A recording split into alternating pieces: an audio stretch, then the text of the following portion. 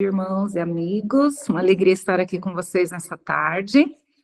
Bom, estamos todos em casa, né? Se por acaso começar a ter barulho de cachorro latindo e tudo mais, então não reparem, né? Mas é uma alegria estar aqui com vocês, poder compartilhar aí um pouquinho do que a gente tem recebido, né, da parte do nosso Deus. E ver vocês, que para mim isso é o magnífico, né? Uns vejo com mais frequência, outros não, né? Mas acho que para todos que estão aqui devem conhecer a gente. Eu sou a esposa do Ricardo. O Ricardo conversou com vocês ontem de manhã aqui.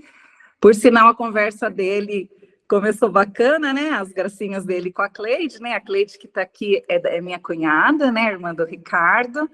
E aí eu fiquei vendo a gracinha dos dois, falei, nossa, é bem isso que eu vou conversar, né? Que eu vou pegar no ponto fraco de todo mundo agora. As brincadeiras começaram ali em torno da idade, de ser mais velho, né?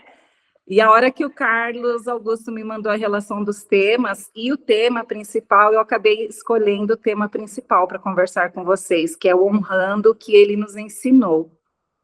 Esse tema me chamou a atenção, um tema muito inspirador, né?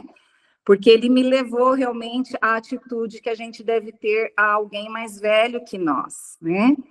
E quando eu fiquei pensando sobre esse tema, eu lembrei de um episódio que eu vivi com o Ricardinho alguns anos atrás. Ele não tinha 10 anos ainda, né? Hoje ele já tem seus 17 anos, né? Ele é o nosso filho caçula. E o Ricardinho ali, na primeira infância dele, onde ele chegou para mim pedindo um irmão, né? Ele é o caçula, né? Tem a Ana, que hoje ela tem 20 anos, a Lídia hoje tem 24, e me pedindo um irmão, falei, filho, é assim, você já tem as suas irmãs, né?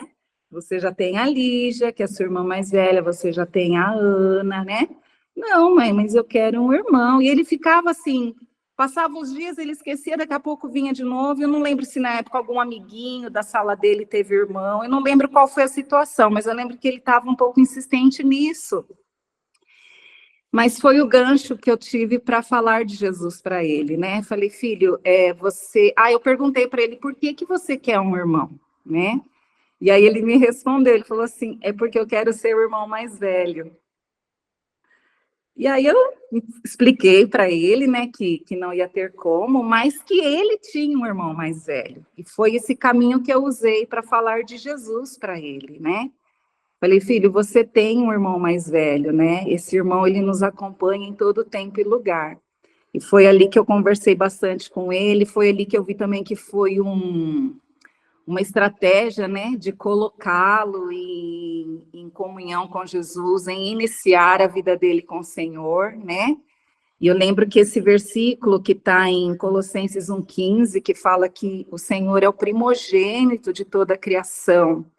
Então, isso é uma verdade que nos é entregue no nosso espírito, né? E quando a gente recebe essa verdade, vem também a revelação de Deus Pai para nós. Então, o lugar da paternidade de Deus, quando a gente encontra esse lugar, é um lugar muito confortável, né? E nesse lugar nós também temos a filiação, né? Nós reconhecemos Jesus como nosso irmão mais velho. É uma referência também que está em Hebreus 2, quem estiver anotando, quiser anotar, Hebreus 2, do versículo 11 ao 13. E passei por essa passagem esses dias no Evangelho de Mateus, onde Jesus fala que quem faz a vontade do Pai, do meu Pai, são meus irmãos, irmãos e mãe, né? Essa passagem do Evangelho está lá em Mateus 12, versículo 50, tá? Bom, na Bíblia, a gente não tem lá muitas boas referências de irmão mais velho, né, gente? Cá entre nós, começando por Caim, já não foi uma referência muito boa, né? Logo, né, não só esses exemplos que a gente tem na Bíblia, mas também dentro da nossa própria realidade, às vezes os nossos próprios relacionamentos biológicos, elas não são padrão de relacionamento para nós, né? Nós devemos olhar mesmo para esse nosso irmão mais velho, Cristo Jesus. Ele é o padrão de relacionamento, né? E aí, Jesus não teve um irmão mais velho, né? Mas ele teve um primo. E é esse texto aqui, que está em Mateus 11, versículo 11, na verdade é um versículo só, que eu quero ler para vocês, tá? Olha que interessante que diz. Em verdade, eu vos digo que entre os nascidos de mulher não surgiu nenhum maior do que João, o Batista. E, no entanto, o menor no reino dos céus é maior do que ele. Então, a gente vê Jesus honrando João Batista, né? Ele que precedeu o ministério do Senhor Jesus aqui na terra. A gente vê ele falando de um primo, de uma forma muito bonita, de uma forma muito respeitosa, lembrando, né, que o que antecede esse momento aqui de Jesus, falando isso sobre João Batista, é João Batista na prisão, né, duvidando se quem era aquele que ele tinha visto ali era o Filho de Deus mesmo, né? Jesus entrega essa verdade de João Batista ali para as multidões e para os discípulos em plena vulnerabilidade de João. Mas Jesus não muda o discurso dele, não muda o amor, não muda a honra, não muda o respeito que ele tem com João, né? E aí isso está registrado em Mateus 11:11. Bom, tem uma notícia agora, né? Nós estamos envelhecendo, todos nós estamos envelhecendo, logo, nós somos irmãos mais velhos de alguém, com certeza. Alguém perto de você é mais novo e você entrega essa identidade de irmão mais velho para essa pessoa. Bom, se o nosso irmão mais velho, que é Jesus, nos ensinou a honrar alguém que nem irmão dele era, pensou nós que somos irmãos uns dos outros. Os vínculos familiares, biológicos e espirituais devem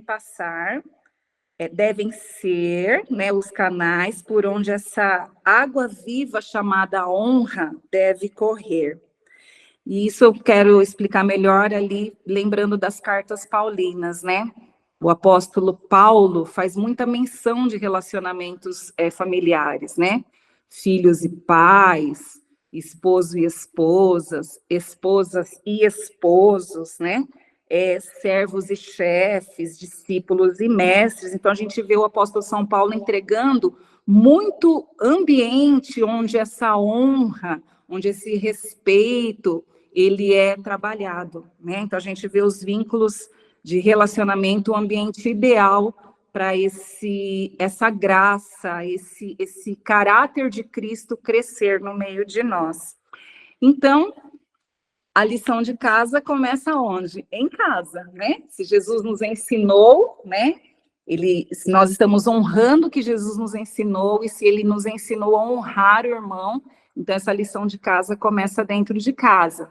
E trazendo para a nossa realidade aqui, eu quero dizer que o grupo é minha casa, né?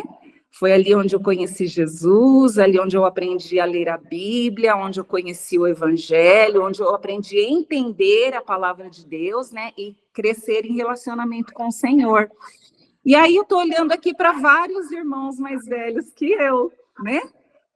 Mas eu também estou ficando mais velha, né? Esse ano eu completo 54 anos. E aí eu parei para pensar e fazer essa conta, então tem 40 anos que a gente se conhece, gente. Sabe o que são 40 anos? É uma vida no deserto. A gente já venceu um deserto junto. Isso me impactou a hora que eu fiz essa conta, porque eu falei, uau, né? Nós vencemos um deserto juntos, nós comemos maná junto, nós vimos muitas coisas maravilhosas acontecer nesses 40 anos. Alguns não estão mais conosco, né? Isso também traz uma certa dor, mas nós vencemos um deserto. E eu fico olhando, então, nós somos irmãos mais velhos hoje. E a Bíblia aponta uma verdade para quem são os irmãos mais velhos. E eu quero ler com vocês isso agora. É Tito, capítulo 2. A partir do versículo 2. Já estou partindo para o final, tá, Elaine? Não precisa ficar nervosa aí, angustiada. Eu já estou finalizando. Então, diz assim, versículo 2. Que os homens velhos, mais velhos, sejam sóbrios, respeitáveis, sensatos, fortes na fé, na caridade, na perseverança. Agora, as mulheres mais velhas, aqui na minha Bíblia está idosas mesmo, né? A gente não precisa ter vergonha nem medo dessas palavras, né? As mulheres idosas, igualmente, devem proceder como convém a pessoas santas. Não sejam caluniadoras, nem escravas da bebida excessiva, mas sejam capazes de bons conselhos, de sorte que as recém-casadas aprendam com elas a amar os maridos e os filhos, a ser ajuizadas, fiéis e submissas a seus esposos, boas donas de casa, amáveis, a fim de que a palavra de Deus não seja difamada. Aí, se a gente finalizar aqui a fala no versículo 10, diz assim, honrando assim em tudo a doutrina de Deus, nosso Salvador. Então, a gente se pega agora, né, não mais nesse lugar gostoso e acalentador que é a paternidade de Deus. Sim, nós não vamos deixar, né, nós não vamos abandonar esse lugar, né? Conhecer a paternidade de Deus, né, viver essa paternidade, ela é muito importante, mas não é um lugar que deve deixar a gente confortável. No seguinte sentido, né? Nós somos irmãos mais velhos, né? Existe uma geração mais nova precisando de ajuda. Existe uma geração mais nova precisando de socorro, né? A gente vê aqui em Tito, né? O discurso aqui de Paulo, o quanto, e eu vejo que Paulo era uma pessoa muito ativa, e ele estava conectado com o que acontecia dentro das famílias e também nas igrejas locais. Então, para ele descarregar esses conselhos aqui para Tito, isso não foi por acaso, né? Hoje, nós devemos, a exemplo aqui de Tito, recorrer a esses ensinamentos e entregar isso na vida dos nossos irmãos mais novos que nós, porque nós estamos num lugar onde nós podemos ajudar, né? E como que a gente pode fazer isso?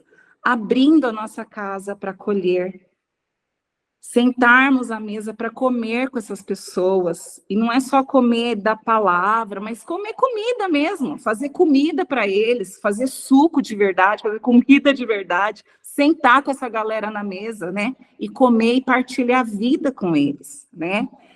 Investir tempo de relacionamento, né? Às vezes a gente vai muito no automático, né? A gente tem que sair um pouco mais desse automático, parar de olhar para o relógio, né? E gastar mais tempo de conversa, mais tempo à mesa, né? Isso é entregar, né? Ajuda, isso é entregar socorro a essa geração mais nova, a esses irmãos mais novos que nós. Porque nós estamos, sim, né, já com uma idade avançada em Deus, né? Já passamos aí o deserto, já é hora de sairmos desse conforto dos braços do Pai, não abandonar. Nós não estamos falando de abandonar a paternidade, nós nunca vamos deixar de ser filhos, mas sairmos do comodismo, sairmos do conforto e ajudarmos como irmãos mais velhos, os nossos irmãos mais novos. E aí, para finalizar, eu fico com a seguinte reflexão, né? Nós não podemos deixar, né, que o conforto da paternidade de Deus enfraqueça o nosso ministério como irmãos mais velhos, tá bom?